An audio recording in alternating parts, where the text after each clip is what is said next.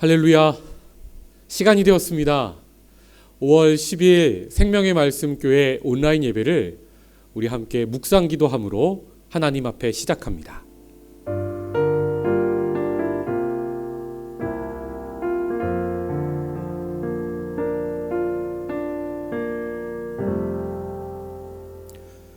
모든 것을 합력하여 선을 이루시는 하나님, 어려운 상황 속에서도 은혜를 베푸시어 하나님과 가까워지는 시간을 갖게 하시는 그 은혜를 찬양합니다.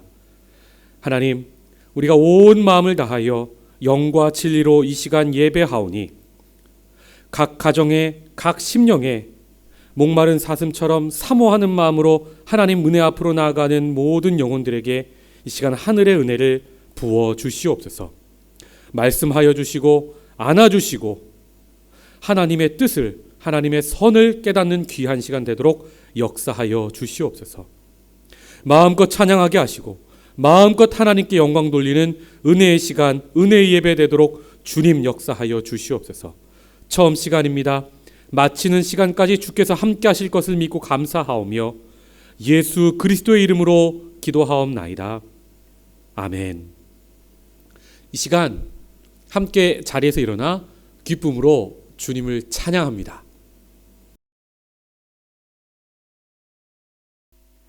할렐루야. 우리 가정의 달을 맞아 오늘도 우리와 함께 하시고 우리를 믿음의 가정으로 세워나가시는 주님을 함께 기쁨으로 찬양하겠습니다.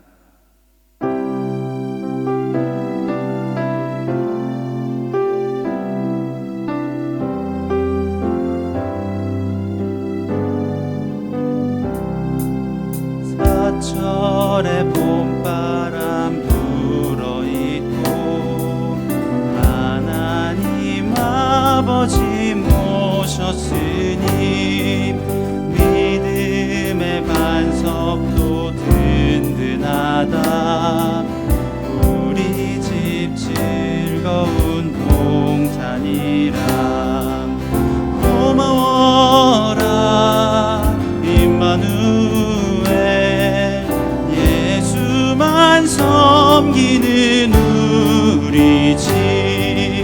고마워라 임마누엘, 복되고 즐거운 하루하루.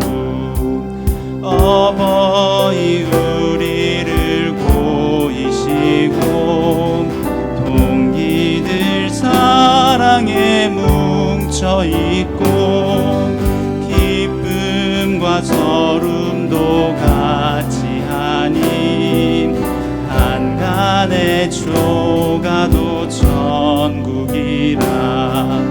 고마워라 임마누엘, 예수만 섬기는 우리 집.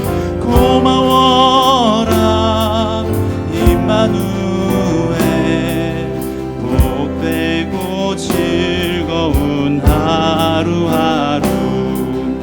아침과 저녁에 수고하여 다같이 일하는 온 식구가 한 상에 둘러서 먹고 마셔. 여기가 우리의 낙원이라. 고마워라 임마누엘, 예수만 섬기는 우리 집.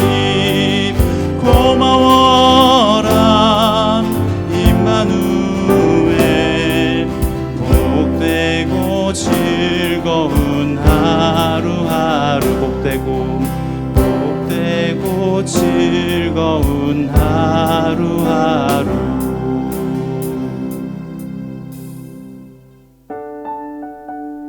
주님께서 우리와 함께 하시기에 이 어려운 시기도 우리가 믿음으로 이겨나갈 수 있는 줄 믿습니다. 그 믿음의 눈을 들어 지금 함께 주님 앞에 찬양하겠습니다. 고단한 인생길, 고단한 인생길, 힘겨운 오늘도 예수 내 마음 안에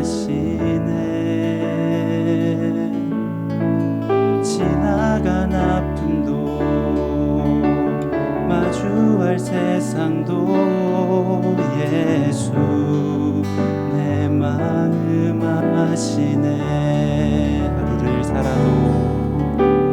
하루를 살아도 기쁨으로 가리. 예수 늘 함께 하시네. 후회도 염려도 온전히 맡기리. 예수 늘 함께 하시네. 믿음의 눈 들어 주를 보리. 이 또한 지나가리라. 주어진 내 삶의 시간 속에 주의 뜻 알게 하소서. 고단한 인생길 힘겨운 오늘도 예수 내 마음 아시네. 지나간 아픔도 마주할 세상도 예수 내 마음 아시네. 하루를 살아도 기쁨으로 가리. 하루를 살아도 기쁨으로 가리. 예수 늘 함께 하시네. 후회도 염려도 온전히 맡기리. 예수 늘 함께 하시네. 믿음의 눈 들어 주를 보리. 이 또한 지나가리라. 주어진 내 삶의 시간 속에 주의 뜻 알게 하소서. 믿음의 눈 들어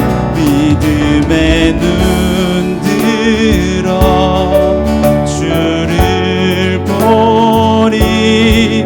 이 또한 지나가리라. 주어진 내 삶의 시간 속에 주의 뜻 알게 하소서. 우리 목소리 높여 찬양합니다. 믿음의 눈 들어 주를 보리. 이 또한 지나가리라. 주어진 내 삶의 시간 속에 주의 뜻 알게 하소서. 주의 뜻 알게 하소서. 주의 뜻 알게 하소서. 아멘. 우리가 믿음의 눈을 들어 주님을 바라볼 때 주님께서 우리와 함께 하시고 이 고난과 역경 가운데서 우리를 지켜주실 줄 믿습니다. 우리의 믿음의 눈이 오직 주님만을 향하게 하여 주시옵소서. 우리의 영의 눈을 들어 주님만을 바라보게 하여 주시옵소서. 우리 시간 함께 목소리 높여서 기도하시겠습니다.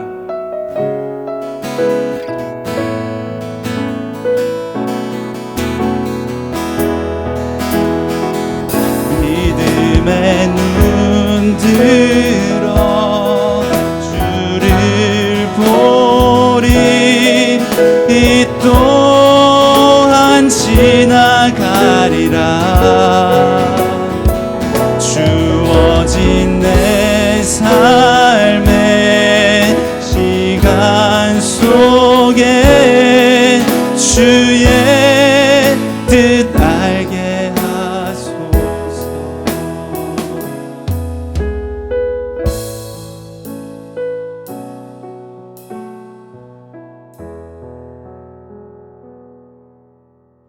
사랑과 은혜가 풍성하신 하나님 아버지께 감사와 영광과 찬송을 올려드립니다. 우리를 사랑하사 예수님을 보내주셔서 그 사랑을 확증하신 하나님, 순종의 제사로 우리를 사망에서 생명으로 이끄신 예수님, 이 시간 우리의 예배를 통해 홀로 높임 받으시옵소서.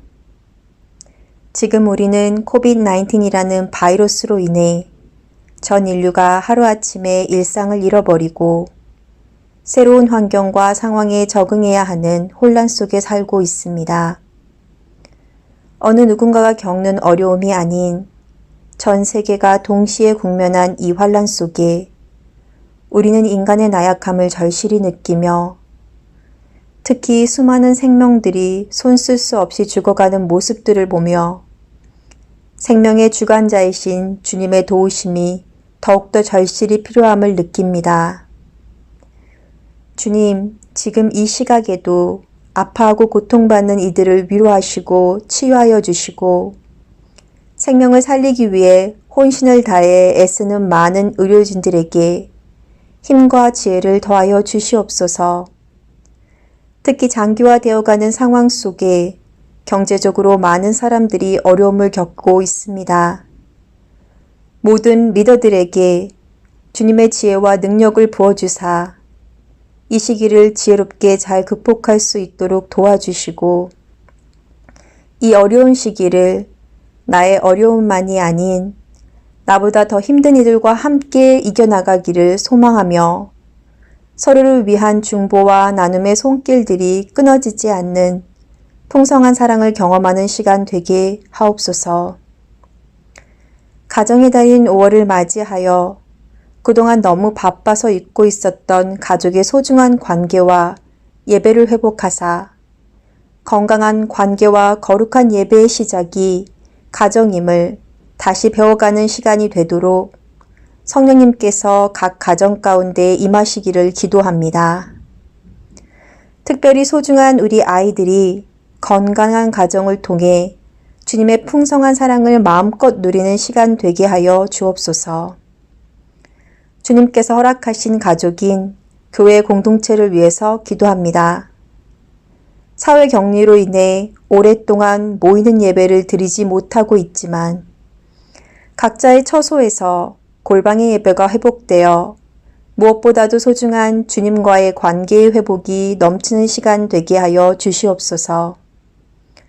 그러나 너무 오래 지체되어 개인적인 예배가 익숙해져 모이는 예배의 기쁨을 잃어버리지 않도록 함께 주의 전에서 진리로 기쁨이 넘치는 예배를 드리는 날이 속히 오기를 간절히 기도합니다.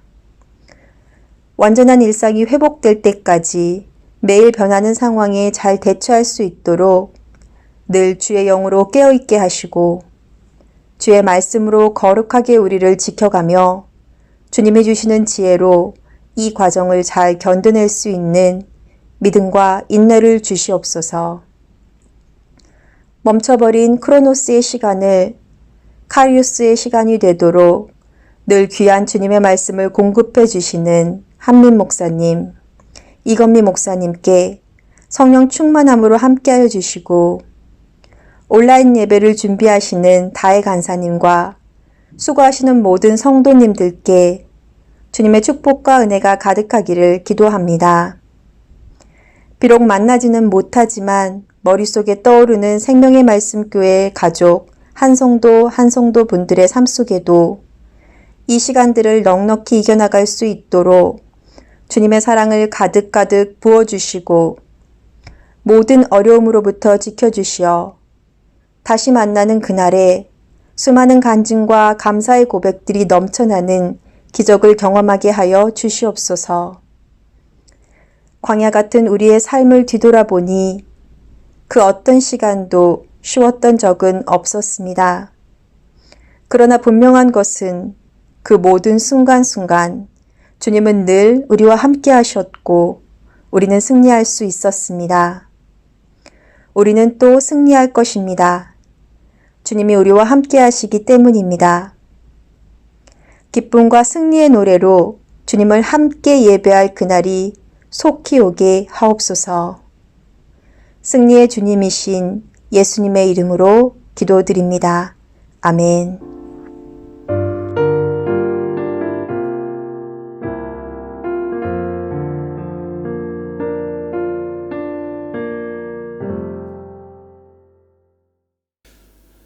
이 시간 우리 옆에 있는 가족들, 또 보이지 않지만 마음으로 함께하는 우리 교회 식구들 떠올리며 축복송으로 축복하겠습니다. 주님의 사랑이, 주님의 사랑이 당신을 통해 온 세상 가운데 전해지기를. 주님은 나무 당신은 가지니 사랑의 열매 맺길 축복해요. 옆에 있는 분들 안아주십시오. 주님의 축복이 당신을 통해 온 열방 가운데 흘러가기를. 주님은 나무 당신은 가지니 사랑의 열매 맺길 축복해요. 사랑합니다. 축복합니다. 광고 말씀 드리겠습니다. 첫 번째, 5월 가정의 달을 맞이하여 오늘은 가정의 주일로 함께 예배합니다. 각 가정의 사랑과 존중, 감사가 넘치는 시간 되시길 축복합니다. 두 번째, 온라인 수요 예배 안내입니다. 이번 주 수요일입니다. 5월 13일 수요일 저녁 8시부터 유튜브를 통해 온라인 수요 예배를 시작합니다. 함께 나눌 말씀은 성경 통독 진도에 맞춰서 함께 말씀을 나누려고 하고요. 수요 예배가 그립고 은혜 사모하셨던 분들 많은 걸로 압니다. 그래서 함께 수요일 밤마다 은혜 나누도록 하겠습니다. 세 번째, 온라인 아침 기도회 안내. 화요일부터 토요일 오전 아침 7시에 온라인으로 아침 기도회가 진행 중에 있습니다. 생명의 삶 큐티 본문으로 진행되고요. 하루를 말씀으로 시작하는 은혜가 있으시기 바랍니다. 네 번째, 창립 기념주일 온라인 예배 안내입니다. 5월 24일은 생명의 말씀교회 창립 11주년 예배로 드립니다. 오프라인으로 모여 예배할 수는 없지만 각 가정에서 모두 참여할 수 있는 전교인 특송을 한번 진행해 보려고 합니다. 가족, 자녀와 함께 혹은 개인별로 찬양하는 모습을 동영상으로 촬영하셔서 5월 13일 수요일까지 카톡 또는 이메일로 보내주시기 바랍니다. 자세한 내용은 전교인 공지방을 확인해 주시기 바랍니다. 요즘 자녀들 예배 때문에 아이들 동영상 찍으시고 이것저것 저희가 요구하는 게 많은 것 같죠? 그래도 꼭 부탁드립니다. 함께 큰 은혜 나누고 하나님께 영광 돌리는 시간이 될 줄 믿습니다. 다섯 번째, 순모임 안내. 온라인 순모임이 진행 중에 있습니다. 귀한 나눔 있는 시간 되길 바랍니다. 이 시간 함께 자리에서 일어나 봉헌하겠습니다.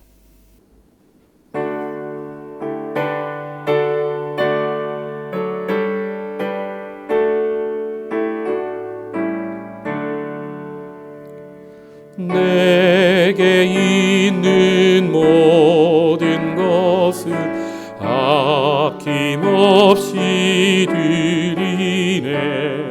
사랑하고 의지하며 주만 따라 살리라. 주께 드리네. 주께 드리네.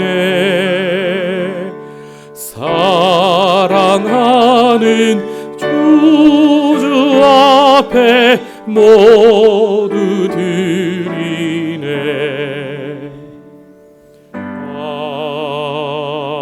아멘. 기도하겠습니다. 하나님, 지난 한 주간도 눈동자같이 지켜주시고 이렇게 다시 하나님 은혜 앞에 모여 비록 몸은 떨어져 있지만 하나님 앞에 영과 진리로 함께 예배하게 하신 은혜를 찬양합니다. 하나님, 빈손으로 예배하지 않고 주께서 드리라 말씀하신 감사의 제목 10의 1조 선교 헌금, 주일 헌금, 목적 헌금, 또 주님의 몸된 교회를 사랑하고 이 예배를 위하여 보이지 않는 곳에서 수고한 많은 봉사를 이 시간 하나님께 담아 올려드립니다. 하나님, 흠양하시고 이 예물과 이 마음과 이 열정이 사용되는 곳마다 하나님의 나라가 임하는 역사가 있게 하여 주시옵소서. 하나님, 드린 손길을 기억하시고 복되게 하여 주시옵소서. 가정과 직장과 일터와 함께 하시되 가정에서 늘 강건케 하시고 직장에서 형통함의 은혜를 맛보게 하여 주시옵소서.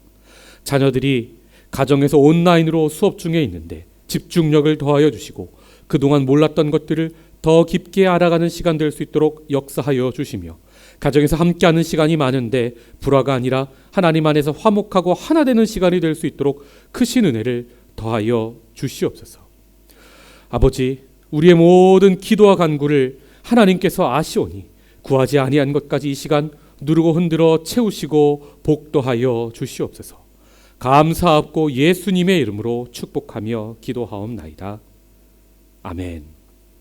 오늘 우리에게 주시는 하나님의 말씀은 창세기 2장 23절에서 25절, 4장 1절에서 2절, 25절에서 26절까지의 말씀입니다. 제가 받들어 봉독합니다. 이러므로 남자가 부모를 떠나 그의 아내와 합하여 둘이 한 몸을 이룰지로다. 아담과 그의 아내 두 사람이 벌거벗었으나 부끄러워하지 아니하니라. 아담이 그의 아내 하와와 동침하매 하와가 임신하여 가인을 낳고 이르되 내가 여호와로 말미암아 득남하였다 하니라. 그가 또 가인의 아우 아벨을 낳았는데 아벨은 양치는 자였고 가인은 농사하는 자였더라. 아담이 다시 자기 아내와 동침하매 그가 아들을 낳아 그의 이름을 셋이라 하였으니 이는 하나님이 내게 가인이 죽인 아벨 대신에 다른 씨를 주셨다 함이며, 셋 또 아들을 낳고 그의 이름을 에노스라 하였으며 그때 사람들이 비로소 여호와의 이름을 불렀더라. 아멘. 함께 자리에 앉겠습니다. 오늘 하나님의 기대와 가슴앓이 가정이라는 제목의 말씀으로 은혜 나눕니다. 당신의 인생에서 가장 소중한 단어는 무엇입니까? 정철이라는 분이 2,800여 명의 사람들에게 질문을 해서 50개의 답변을 모아 책을 냈습니다. 책 제목이 인생의 목적어입니다. 8위는 사람으로 나왔고요. 7위는 친구, 6위는 행복, 5위는 꿈, 4위는 엄마, 아빠는 없네요. 3위는 나, 2위는 사랑, 그리고 1위는 여러분 뭐라고 답했을 것 같습니까? 1위가 바로 가족이라고 나왔습니다. 이 책 지은이의 직업이 카피라이터인데요. 책에 보면 이 순위에 나온 단어들을 짧은 글로 표현하는데 참 가슴에 와닿습니다. 4위 엄마, 엄마를 4글자로 표현하면 미안해요. 12글자로 표현하면 미안하다고 말하지 못했어요. 순위에 없었는데 23위 아버지가 있습니다. 아버지, 끝까지 아빠라고 부르고 싶었던 사람. 등이 휠 것 같은 삶의 무게여 라고 세상 모든 아버지가 말했습니다. 우리가 듣지 못하게 혼잣말로. 네, 아빠에 대한 그리움이 느껴지는 것 같습니다. 또 순위 밖에 자식이라는 단어가 있었는데요. 이렇게 말합니다. 한두 마디로 정의할 수 없는 그 무엇. 어렵습니다. 어렵습니다. 어렵습니다. 네, 어려움이 느껴지죠. 1위가 가족입니다. 자세히 보면 한 사람.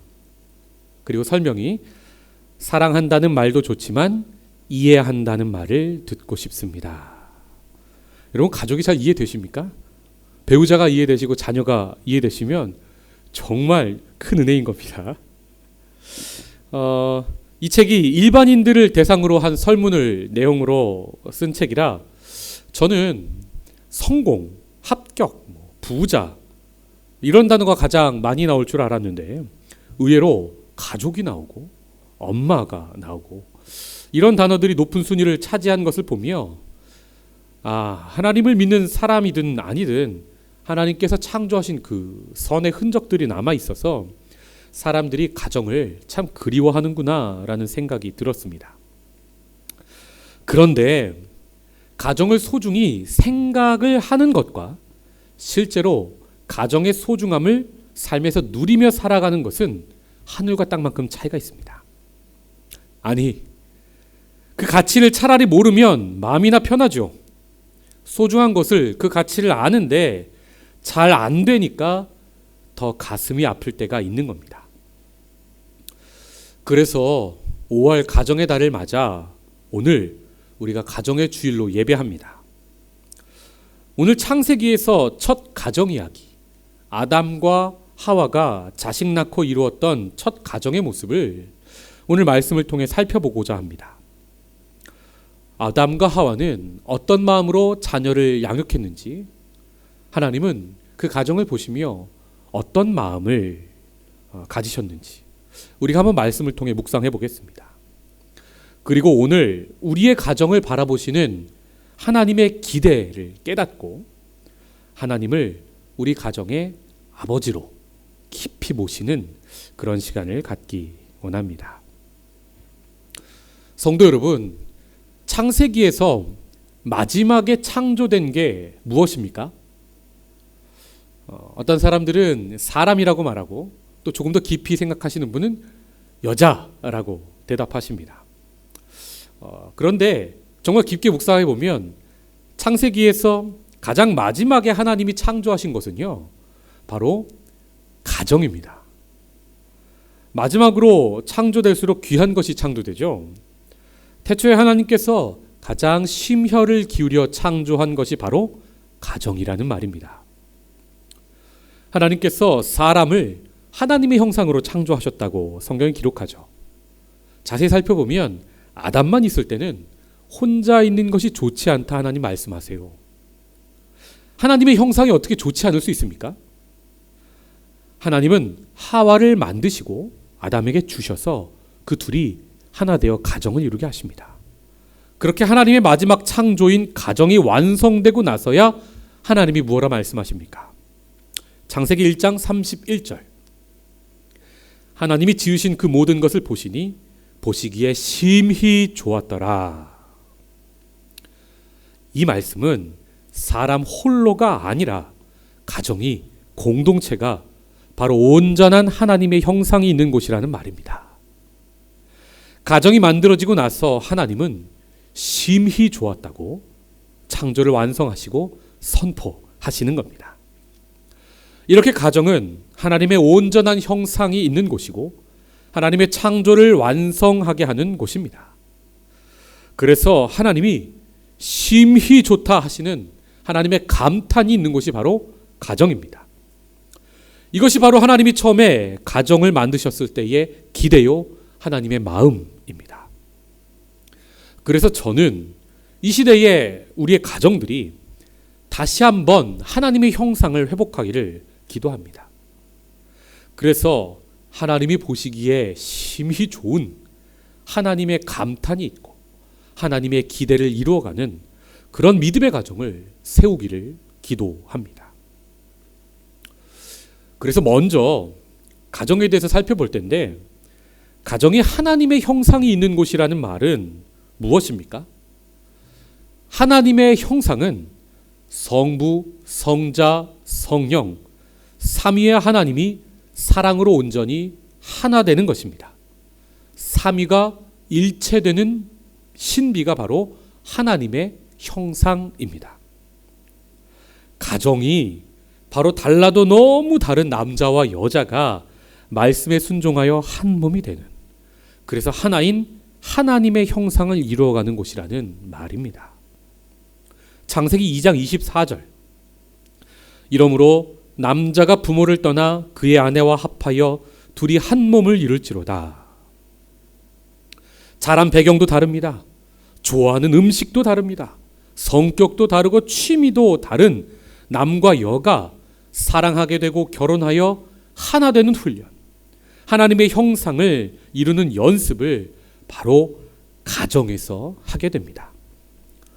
그런데 여러분, 이게 참 쉽지가 않은 겁니다. 남편이 왜 남편입니까? 남의 편이라고, 남편이라고 우스갯소리로 말씀하시는 분도 있습니다. 이렇게 다른 두 사람이 맞춰가는 것이 쉽지 않다는 말이죠. 성경의 유머로 표현하자면 얼마나 남편과 아내가 하나 되는 게 힘들면 예수님께서 천국에서는 더 이상 시집가고 장가가는 것이 없다, 결혼제도가 없다 말씀하셨겠습니까? 물론 예수님의 이 말씀은 가정을 부정적으로 말씀하신 것이 아니라 천국에서는 모두가 하나님을 아버지로 모시고 사는, 모두가 가족이 된다는, 가정을 너무나 긍정하는 말씀이시지요.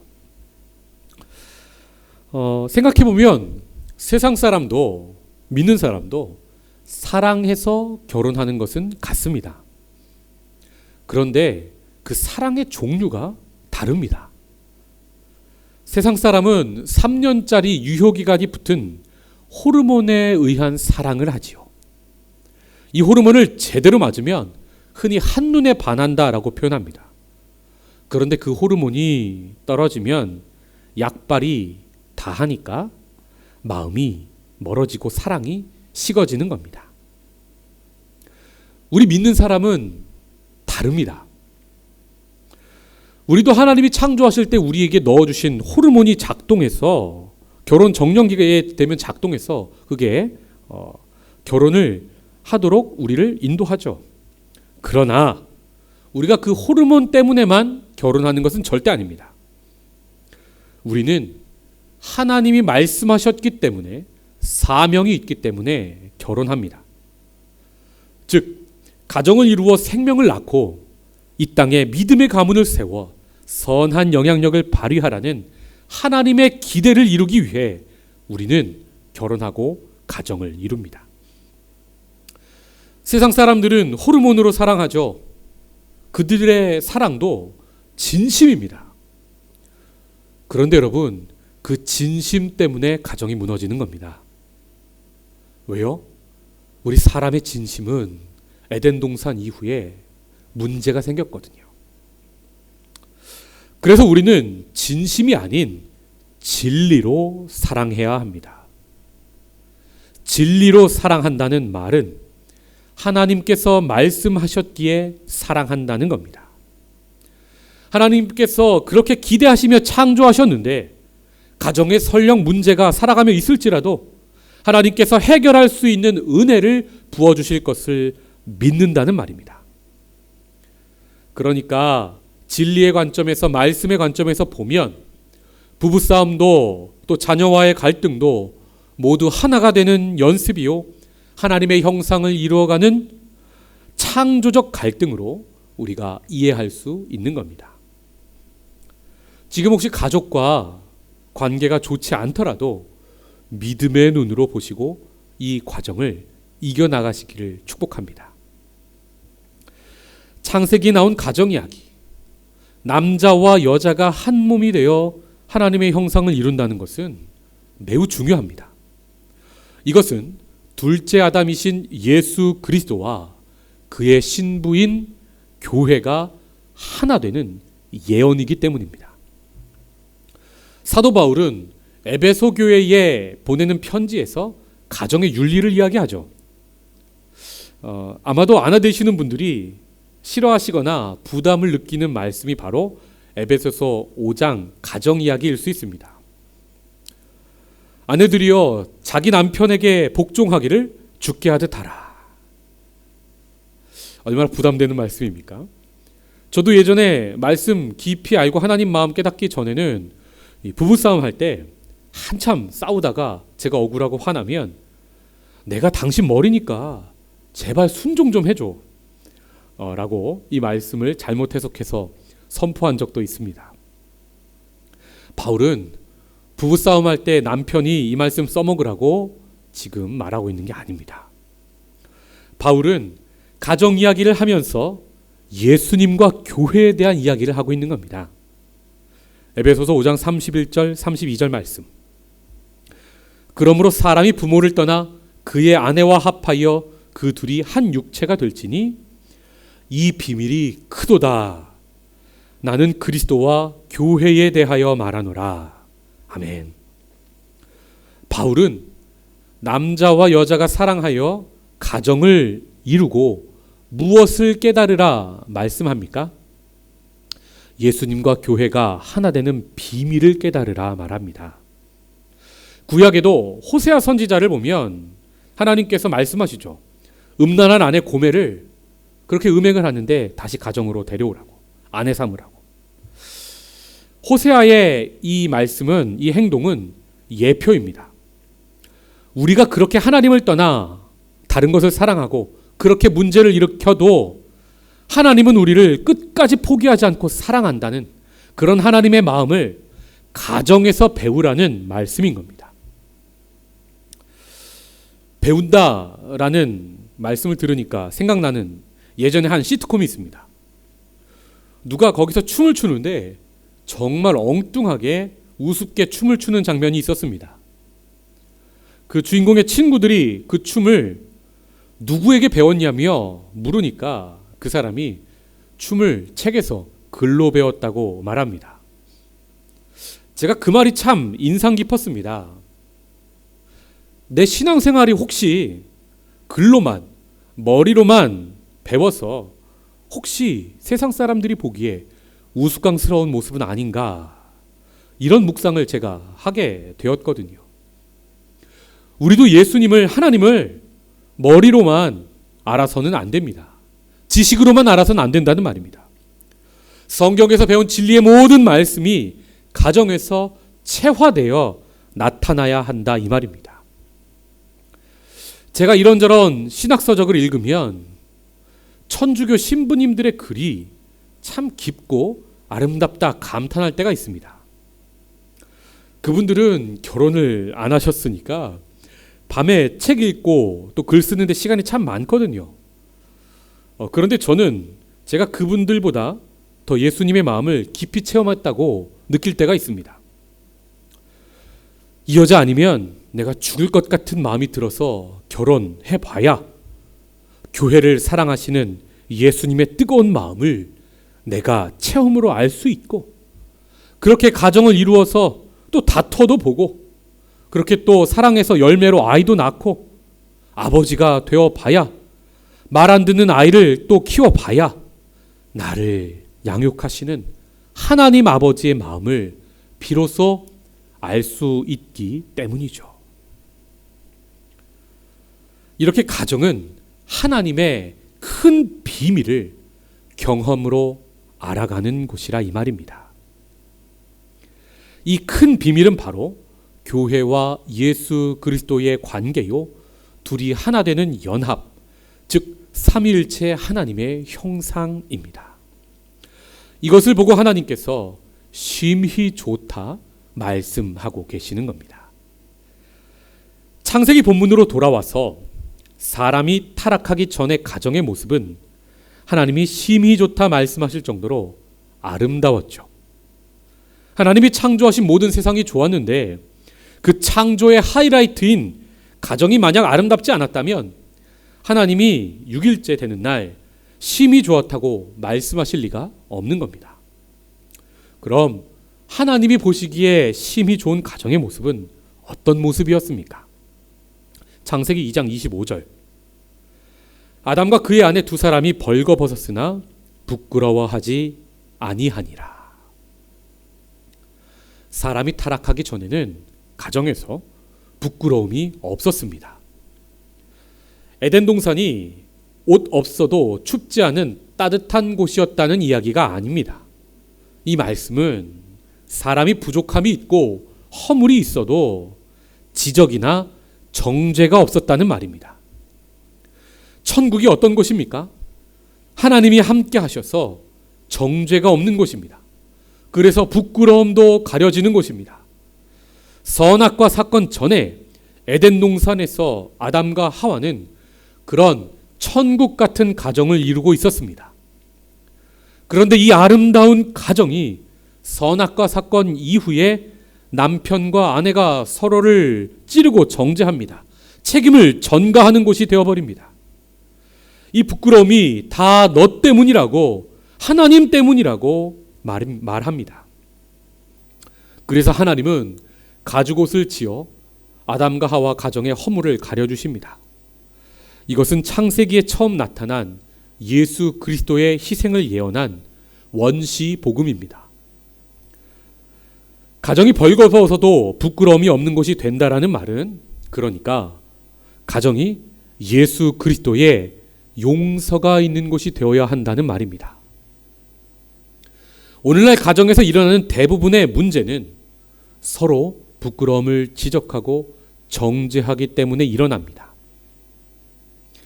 그리스도 안에 있는 믿음의 가정은 지적보다 용서가 있어야 합니다.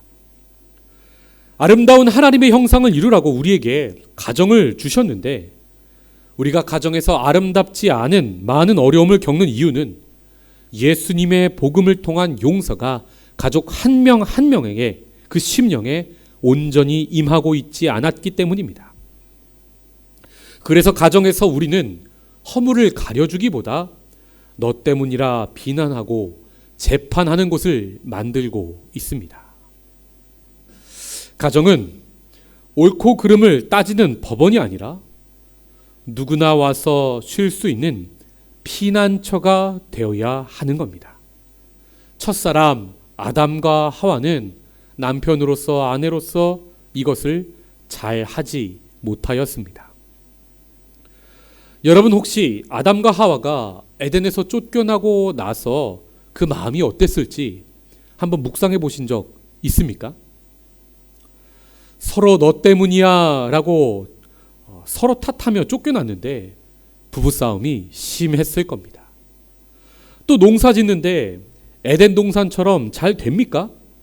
안 되니까 우리로 치면 경제적 문제도 매우 컸습니다. 거기다 자신들을 쫓아내신 하나님에 대한 원망과 서로에 대한 원망이 그 가정에 많았다 이 말입니다. 사실 생각해보면 하나님이 쫓아내신 것이 아니라 자신들이 하나님을 필요 없다고 등 돌린 것인데 말입니다. 그러다 얼마간의 시간이 지났을까요? 하와가 임신을 합니다. 창세기 4장 1절. 아담이 그의 아내 하와와 동침하매 하와가 임신하여 가인을 낳고 이르되 내가 여호와로 말미암아 득남하였다 하니라. 가인이란 말은 얻었다라는 뜻입니다. 아담이 그렇게 에덴 동산을 잃고 그 많은 과실나무를 잃고 하나님을 잃고 아내와의 관계를 잃었죠. 그렇게 다 잃어버리는 삶을 살다가 아내와 관계를 겨우 회복하고 동침하였는데 하와의 배가 불러옵니다. 10달 동안 고생하고, 여러분 처음 임신했을 때 얼마나 처음 임신입니다.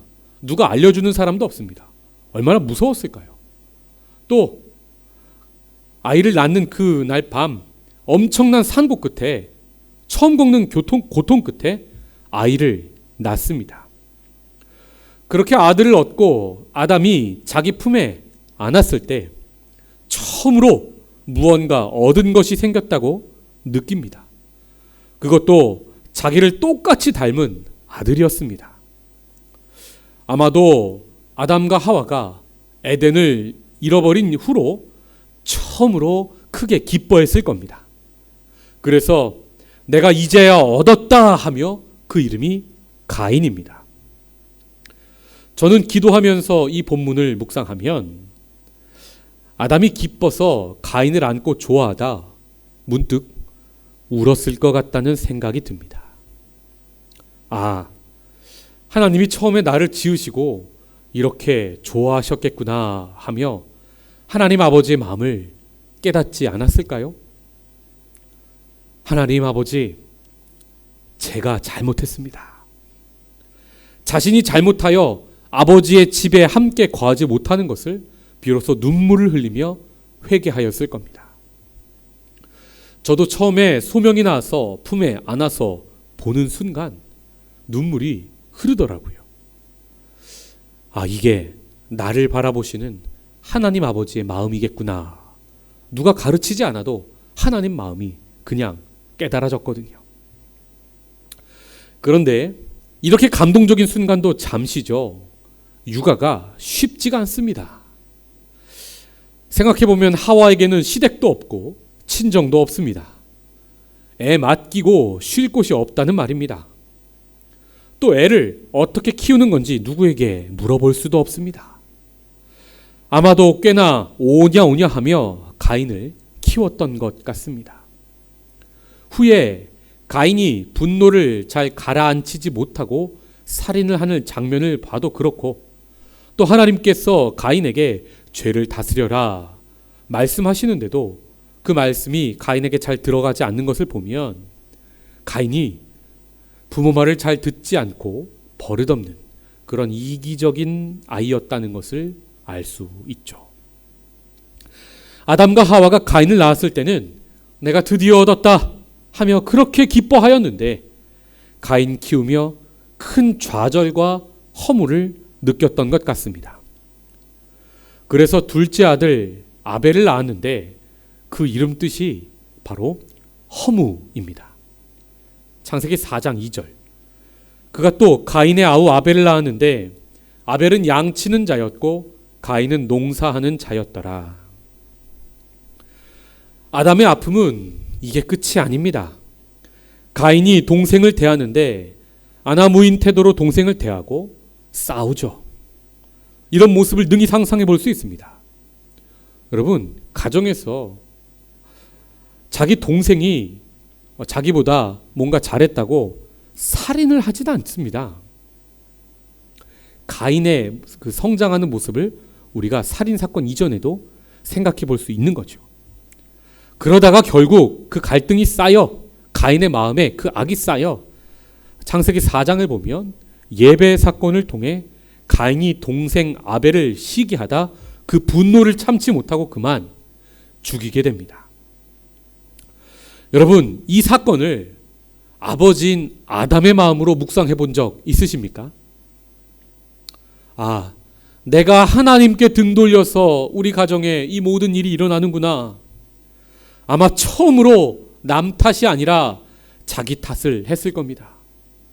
부모 마음이 다 그런 거죠.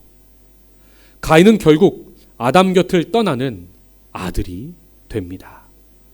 자기 곁을 떠나는 가인의 뒷모습을 보며 에덴 동산에서 자신이 떠날 때 자신의 뒷모습을 바라보시는 하나님의 마음을 아담은 비로소 깨닫게 되는 겁니다. 하나님은 아담과 하와의 가정에 이 사건을 보시며 또 어떤 마음이 드셨을까요? 요놈아, 너도 한번 아파봐라, 당해봐라, 쌤통이다. 이렇게 묵상하시는 성도님들은 아마 안 계실 겁니다. 하나님의 마음도 무척이나 아프십니다. 하나님은 아담과 하와의 아픔에 공감하시고 그들을 위해 다시 아들을 주시죠. 그의 이름이 셋입니다. 25절. 아담이 다시 자기 아내와 동침하매 그가 아들을 낳아 그 이름을 셋이라 하였으니 이는 하나님이 내게 가인이 죽인 아벨 대신에 다른 씨를 주셨다 함이며. 셋째 아들이라서 셋이라는 이름이 아니고요. 셋의 뜻이 놓였다입니다. 하나님께서 잃어버린 아들 자리에 다시 아들을 놓아주셨다는 고백입니다. 이전부터 하나님의 마음을 알아가던 아담이 이때부터는 온전히 하나님의 마음으로 모든 사건들을 보게 되었던 거죠. 생각해보면 가인과 아벨의 이름을 지을 때는 사실 자기 마음이 그 기준이었습니다. 얻었다, 자기가 얻었다 해서 이름을 가인으로 지었고 자기가 허무하다고 이름을 아벨로 지었죠. 그런데 아들 하나는 이제 죽고 다른 아들 하나는 떠나고 이렇게 한 사건으로 아들을 둘이나 잃어버리는 큰 아픔을 겪고 나서 아들 이름을 짓는데 하나님께서 빈자리에 아들을 놓아주셨습니다 해서 이름이 셋입니다. 이렇게 아담은 가정에서 자녀를 통해 여러 가지 사건을 겪으며 자기 중심적인 유아기를 벗어나 비로소 하나님 아버지의 마음을 아는 어른으로 성장하고 있는 겁니다. 처음에 아담과 하와는 잘못하고 시련이 닥쳤을 때 서로 탓하고 하나님 탓하던 가정이었죠. 그런데 부모가 되어 보니까 자신의 부모인 하나님의 마음을 알게 되는 겁니다. 그렇게 자기 변호밖에 모르고 자기만 알던 초보 엄마 아빠인 아담과 하와는 자식 농사를 통해 타인의 아픔에 공감할 줄 아는 철든 어른이 됩니다. 놀라운 것은 아담과 하와가 그렇게 성숙하기 시작하니까 그 가정이 조금씩 하나님의 형상을 회복하고 선한 영향력을 발휘하게 됩니다. 26절. 셋도 아들을 낳고 그의 이름을 에노스라 하였으며 그때 사람들이 비로소 여호와의 이름을 불렀더라. 아담의 손자 이름이 에노스입니다. 뜻이 사람이라는 뜻입니다. 아담이 철들고 그 가정이 철들고 사람이 이런 존재군요. 하나님을 나의 아버지로 부르며 예배하는 삶, 그것이 바로 사람의 삶이군요. 이것을 깨닫게 된 거죠. 어떤 주석들을 보면 이때부터 사람이 처음으로 예배했다고 하는데 그렇지 않습니다.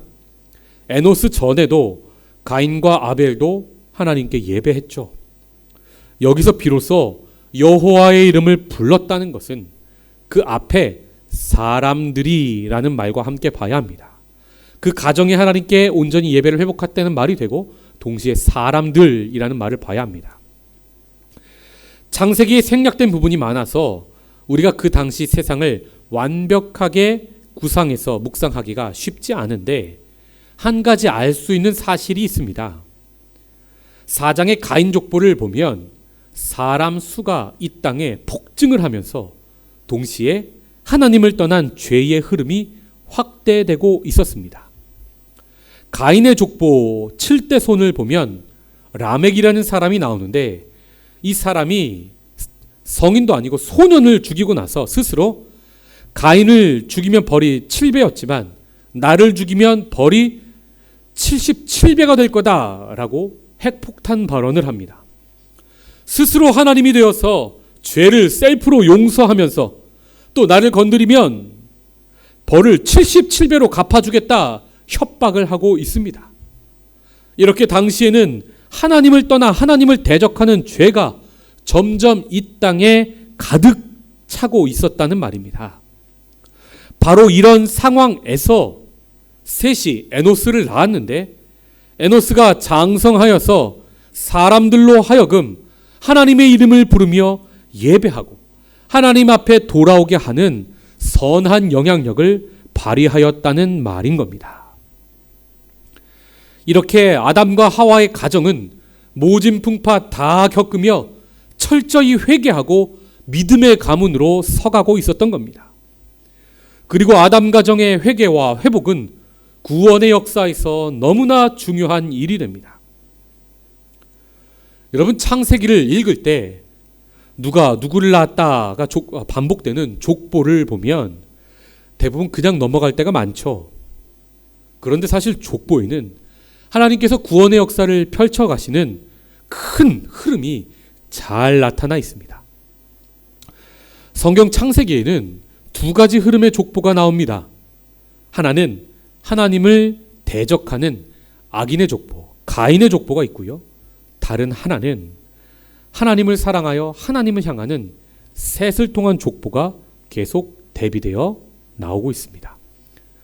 가인으로 대표되는 악의 가문은 7대에 이르러 살인을 저지르고 라멕이 스스로 용서하며 77배의 보복을 선포하지만 하나님께 회개한 아담의 가정은 셋을 통해 7대에 이르러 에녹이 나오죠.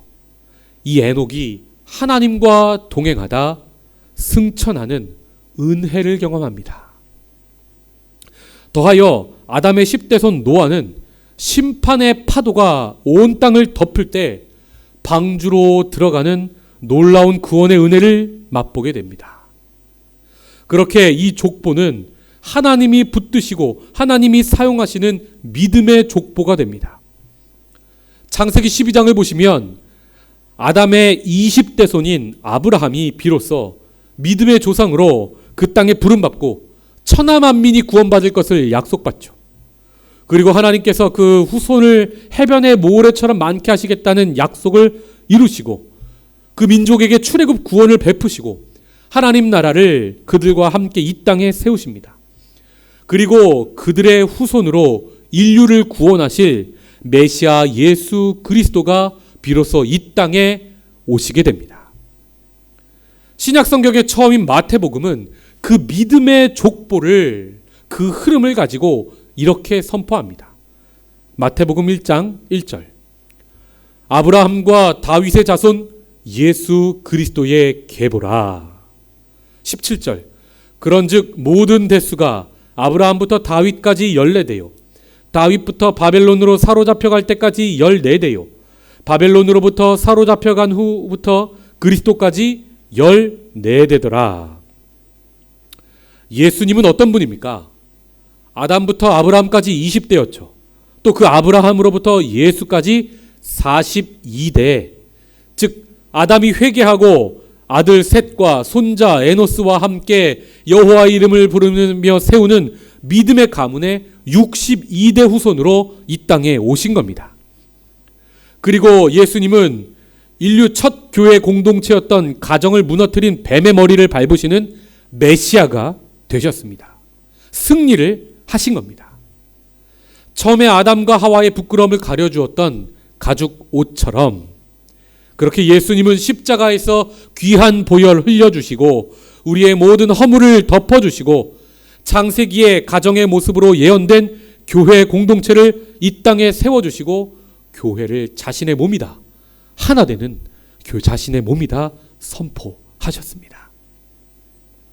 성도 여러분, 저는 바로 이 하나님의 큰 구원의 역사, 시간과 공간을 다 헤아릴 수 없는 그 구원의 역사가 바로 아담의 가정, 그 한 가정의 회개와 회복에서부터 시작했다는 것을 지금 말씀드리고 있습니다. 하나님께서는 아담의 가정이 무너져도 결코 떠난 적이 없으시고 가죽옷으로 가려주시는, 또 그 가정에 은혜를 부으시는, 그 한 사람의 관점으로서는 도저히 헤아릴 수 없는 폭포수같이 넘치는 은혜를 대대손손 베푸시고 계셨다는 말입니다. 그러므로 교회의 일이나 혹은 비행기 타고 가서 하는 선교만 하나님의 일로 여기지 마시기 바랍니다. 가정에서 자녀를 양육하며 고군분투하는 모든 일들, 부모가 서로의 다름 때문에 때로는 너무 고통스럽지만 그럼에도 가정을 포기하지 않으며 서로를 인정해 나가는 모든 과정들이 하나님께서 보시기에는 너무나 중요한 하나님의 일인 겁니다. 우리가 바로 이 가정이라는 곳에서 철들고 하나님을 닮아가고 있기 때문입니다. 어떤 목사님은 성경에서 낳고 하는 그 이야기만 봐도 그냥 은혜가 된다고 말씀합니다. 가정의 하루가 얼마나 중요하고 복음이 가정을 통해 다음 세대의 바톤이 넘겨지는 게 얼마나 중요한지 성경을 보면 입체적으로 보이니까 그런 말씀을 하시는 겁니다. 이렇듯 평범한 우리의 가정의 모든 일들이 하나님의 손에 붙들려 하나님의 구원의 역사가 되는 데에는 중요한 전제가 하나 있는 거죠. 그것은 바로 부모된 우리가 아담처럼 하나님의 마음을 깊이 깨닫고 전심으로 그분을 향해 돌이켜야 한다는 것입니다. 그때 비로소 하나님께서 우리 자녀에게도, 우리 가정에도 아버지가 되어주시고 내 자녀가 그리스도인으로 성장하게 되고 우리 가정은 믿음의 가정이 되어 선한 영향력을 전하게 되는 겁니다. 여기서 아무래도 제가 경험한 이야기를 하나 해야 할 것 같습니다. 제가 어릴 때 저희 아버지께서 대기업에 다니시다 그만두시고 크게 사업을 하셨는데 정말 크게 망했습니다. 그래서 달동네 판자촌에서 산 기억이 있습니다. 5가정이 한 우물을 쓰고 공동 화장실을 쓰는 그런 곳이었습니다. 잘 때 누우면 천정에 쥐들이 뛰어다니는 소리가 난 기억이 지금도 있습니다. 또 큰 보일러실 옆에 있는 10평 안 되는 작은 공간에서 산 기억도 있습니다. 제 아내는 제가 이런 이야기를 하면 또 신파극 쓴다고 저를 놀립니다. 그래서 아내에게 제 별명이 신파한입니다. 그래서 제가 이 이야기를 잘 안 하는데요. 그렇게 어려울 때 제가 한번 크게 아팠습니다. 초등학교 3학년 때인데 자고 아침에 일어났는데 목이 오른쪽으로 완전히 돌아가서 꺾여서 움직여지지가 않는 겁니다. 한 3일 이상을 그렇게 못 움직이고 누워만 있었습니다. 애가 아프면 병원에 데려가서 치료를 해야 하는데 의료보험비를 못 내고 있었던 상황이고 또 수중에 병원비도 없었습니다. 여러분이 이 상황에 가장이라면, 아버지라면 어떻게 하시겠습니까? 어머니는 밖에 일하러 나가셨고 아버지가 갑자기 누워있는 제 앞에서 무릎을 꿇더니 제 돌아가 있는 목을, 아픈 목을 붙잡고 굵은 눈물을 흘리며 기도하셨습니다. 하나님, 제가 잘못했습니다. 하나 있는 아들 제발 고쳐주십시오. 아버지의 그런 회개 기도가 32년이나 지난 지금도 저에게 생생하게 기억이 납니다. 그때 제가 깨달은 게 있습니다. 하나님이 정말 나를 사랑하시는구나. 아버지가 나를 정말 사랑하시는구나. 그 생각이 어린 제 마음에 그냥 느껴지고 다가오더라고요. 가정이 힘들다고 아이들이 그냥 불평불만하는 게 아닙니다. 하나님의 사랑이 임하면, 정말 부모가 하나님 앞에 무릎 꿇으면 그 가정은 그냥 은혜가 넘치게 되어 있습니다. 부모이신 성도 여러분, 제가 이 시간 잠시 여러분께 묻고 싶습니다. 가정에 문제가 있을 때, 자녀가 문제를 겪을 때, 여러분이 큰 문제를 경험할 때 전심으로 하나님 앞에 무릎 꿇고 기도해 본 적 있으십니까? 삶이 다 망해도 하나님만 붙들면 산다는 그런 믿음의 모습을 가정에서 배우자에게, 자녀에게 보여주고 계십니까? 나의 영적인 부모가 하나님이신 것을 삶으로 자녀에게 보여주고 계십니까? 설교 처음에 언급한 책에서 이야기한 대로 자식 어렵습니다. 배우자 어렵습니다. 그래서 그 책에서 자식 한두 마디로 정의할 수 없는 그 무엇, 어렵습니다. 어렵습니다. 어렵습니다. 이야기하는 것 아닙니까? 성도 여러분, 이렇게 너무 어려우니까, 내 힘으로는 안 되는 거니까 우리는 눈물로 무릎 꿇으며 기도하는 겁니다. 제가 좋아하는 말씀 중에 시편 56편의 말씀이 있습니다. 8절의 말씀. 나의 유리함을 주께서 계수하셨사오니 나의 눈물을 주의 병에 담으소서. 이것이 주의 책에 기록되지 아니하였나이까. 하나님께서는 때로 어떤 문제를 해결하시기 위해 우리가 기도할 때 흘리는 눈물을 병에 담아 그 병의 양을, 눈물의 양을 측정한다고 성경은 말하고 있습니다. 자녀가 예수님을 인격적으로 만나는 문제, 자기 인생의 목적과 방향을 하나님 말씀 안에서 찾는 문제, 또 친구의 문제, 공부의 문제, 또 우리가 주님 부르실 때까지 자녀를 책임지며 가정을 꾸려나가는 경제적인 문제들, 그 모든 많은 문제들이 쉽지가 않기에 우리는 눈물로 기도해야 하는 겁니다. 말씀을 맺겠습니다. 가정의 회복은 부모의 회개에서부터 시작합니다. 아담이 회개하고 돌이켰을 때 하나님께서 잃어버린 두 아들의 자리, 그 상처 한복판에 회복의 아들 셋을 주셨습니다. 또 아담에게 셋을 통해 손자 에노스를 주셔서 사람이 무엇인지 깨닫게 하셨습니다. 그렇게 가정에서 아담이 아버지가 되게 하셔서 철든 어른이 되도록 인도하십니다. 나는 흙으로 지음받은 유한한 사람이지만 하나님은 나의 아버지이십니다. 이것이 바로 철든 아담의 고백인 겁니다. 하나님은 그렇게 그 가정의 예배를 회복시켜 주시지요. 그리고 선한 영향력을 발휘하게 하셔서 악이 번영해가는 이 땅에, 이 세상에 사람들이 하나님 앞에 돌아오도록 그 가정을 사용하십니다. 아담과 하와의 가정은 하나님께서 처음에 가슴앓이 하는 곳이었지만 회개하니 다시 하나님의 기대가 이루어지는 가정이 됩니다. 우리도 그렇게 회개를 통해 우리의 성숙을 통해 하나님의 기대가 이루어지는 믿음의 가정을 세우기를 소망해 봅니다.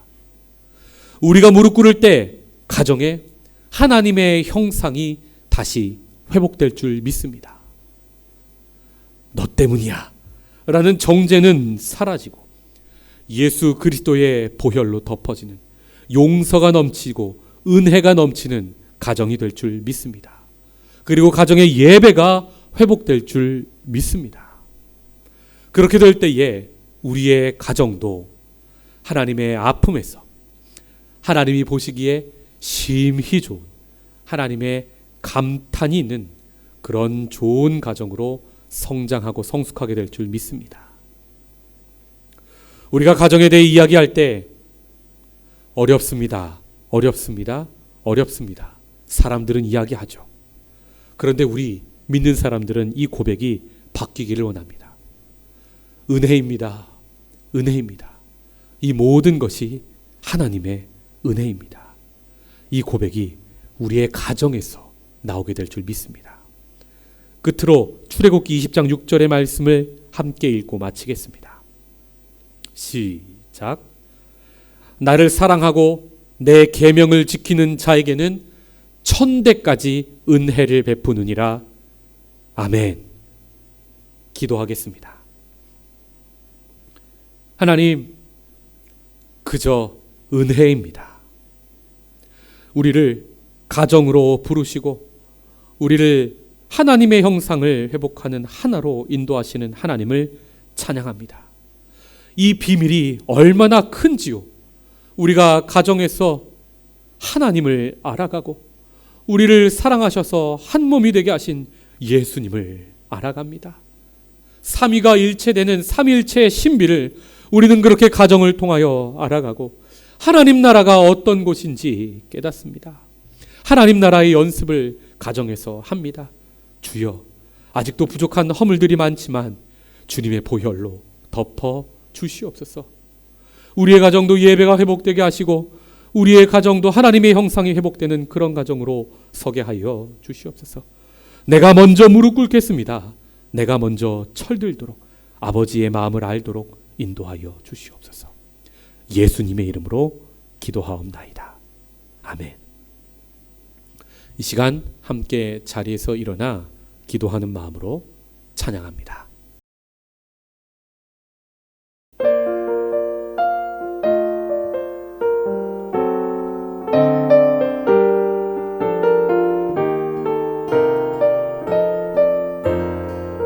주 안에 우린 하나.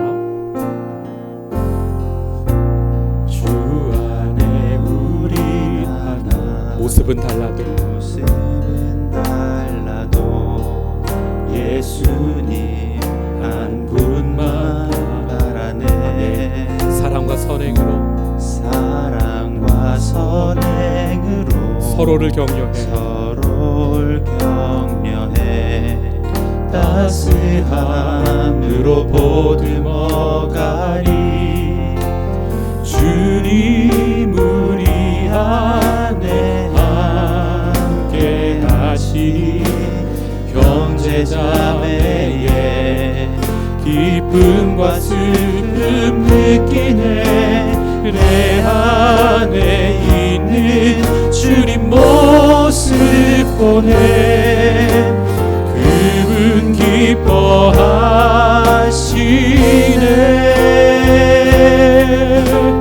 그분 기뻐하시네.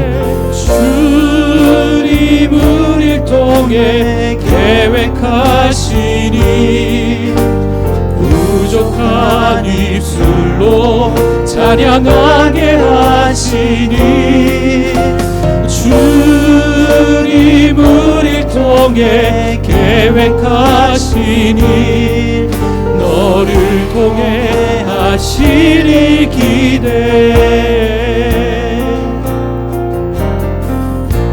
주 안에 우린 하나 모습은 달라도 예수님 한 분만 바라네. 사랑과 선행으로 서로를 격려해 따스함으로 보듬어가리. 주님 우리 안에 함께 하시니 형제자매의 기쁨과 슬픔 느끼네. 내 안에 있는 주님 모습 보네. 그분 기뻐하시네.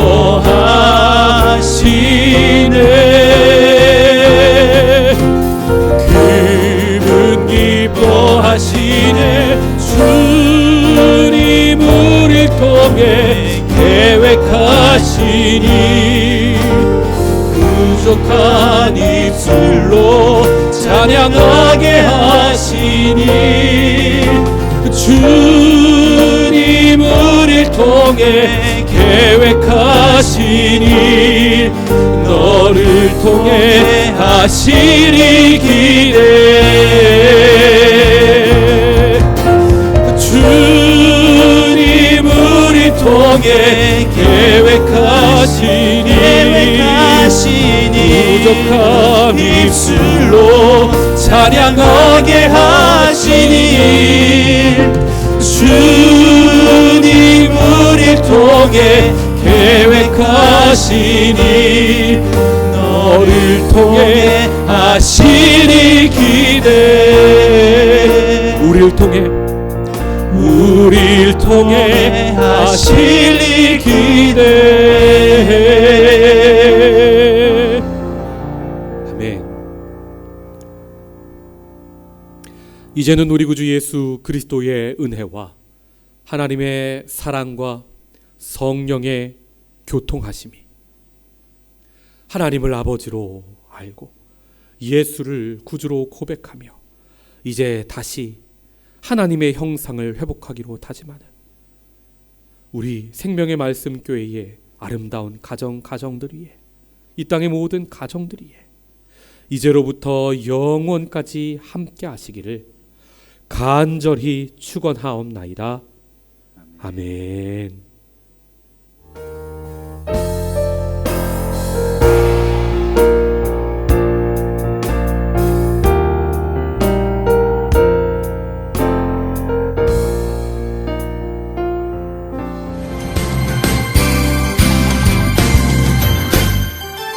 We're the next generation.